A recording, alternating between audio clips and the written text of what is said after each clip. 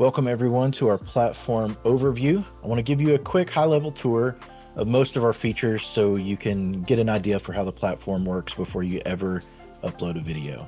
The first time that you log in, this is one of our test accounts that you're looking at. The first time that you log in, there actually over here will be a setup wizard that will help you get through the first 4 or 5 steps to get your channel up and running really quickly with all your logos and colors and uploading videos and all those things. But once you have an established account, you'll automatically be logged into the dashboard where you can see the high-level view right here. You've got some quick actions that are available to you. This should all be pretty self-explanatory. Your next tab is Content, where you'll manage the upload of videos. You just drag and drop right into here. Same with your thumbnail, drag and drop. If you are not confident in your skills of making a thumbnail, we can generate one for you. When you have a video loaded, you can actually choose a screenshot from the video if you'd like, or our system will auto-generate one based on the text and other video details that you give it in these other sections. You can add a title and a description, Bible passage, content tags, speakers, when it was taught. Below here, you'll see a list of all of the published videos that you've got. On this right-hand side, you can select which channel you want for this to publish to, which series, if any, that you want it to publish to, if anybody can see it, if it's members only by tag. You can also, we can talk about tags later on, but you can also restrict videos to certain groups. Say that there's something that you only want for your staff to be able to reference, or only key volunteers. Well, you can restrict videos based on that. Most of you will want to publish immediately and enable comments, but if you don't, you can turn those off with one click. If you turn off publish immediately, then it just asks you when you want to schedule it for, and you pick a day and time, and that's when it goes out. Going across this tab at the top here, you can see we have a channel management. This is the order that they'll appear on your page, and this is all just drag and drop into whatever order you want for your channels to appear. You have a series control that's the same sort of thing. You can, control what all content is in these different series. These are not drag and drop in this area because you have another way to do that in the organize section. So you can see here, I'm not going to get super into this because you'll kind of want to play with it for it to make the most sense. You can either start a channel. This will be something that you have ongoing content for, like your Sunday mornings or Wednesday nights. If you'd like to canonize some of those things into a series, you can do that by clicking this. That will start another row on your page that is all of the episodes of that series in order for a person to play and go through. If you'd like to group series all together in one row, that is the series shelf. And you can also just have a channel if you'd like to, that's a row across your page of just your most recent content, no matter what channel it applies to.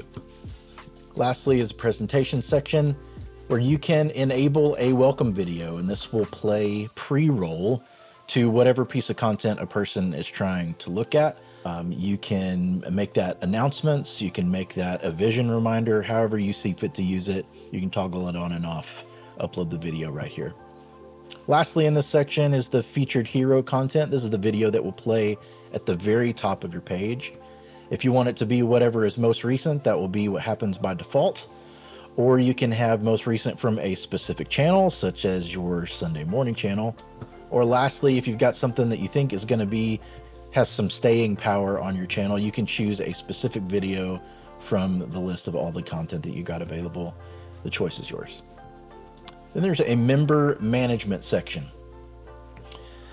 This looks like any database that you have ever seen before, where you have contact info that you can manage for people who are following your church or who have joined as a member on our platform. I'm not going to spend much time on this. This is our analytics page where you can see number of views, members, videos, watch time, completion, what content people are gravitating toward, all of those things. So this automatically populates based on who's interacting with your channel, and you can set what time frame that you want to view for. Then is the pastor's dashboard. This will let him see some high-level data points, and then also view how many connect cards are coming in, which will be important to to a lot of folks holding a pastoral role. The Connect cards is next.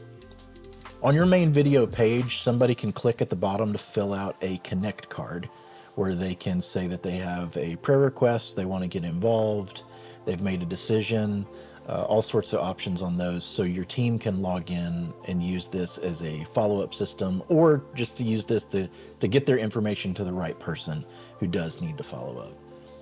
Activity is exactly what you would think it is. It's all of the internal activity for you loading content and making changes to your platform. Now, this is the branding section. This will be one of the things you set up first, obviously.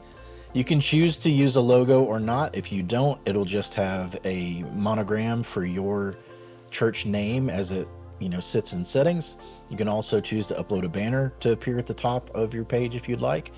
You set your primary, secondary, accent colors, add some basic information about your church, and you can be done with this page in probably less than 90 seconds. This is our settings page where you can adjust all of the things around billing and team members, church contact info, and you can opt in or out of our church directory to allow people who are close to you in location to be able to find churches that are near them and hopefully actually walk in your front door. Then there is our help center where you can come find answers to most of your questions about setup and function of the page. If you can't find what you're looking for, we have a report a bug and a request a feature at the bottom, and we'll be glad to help you here.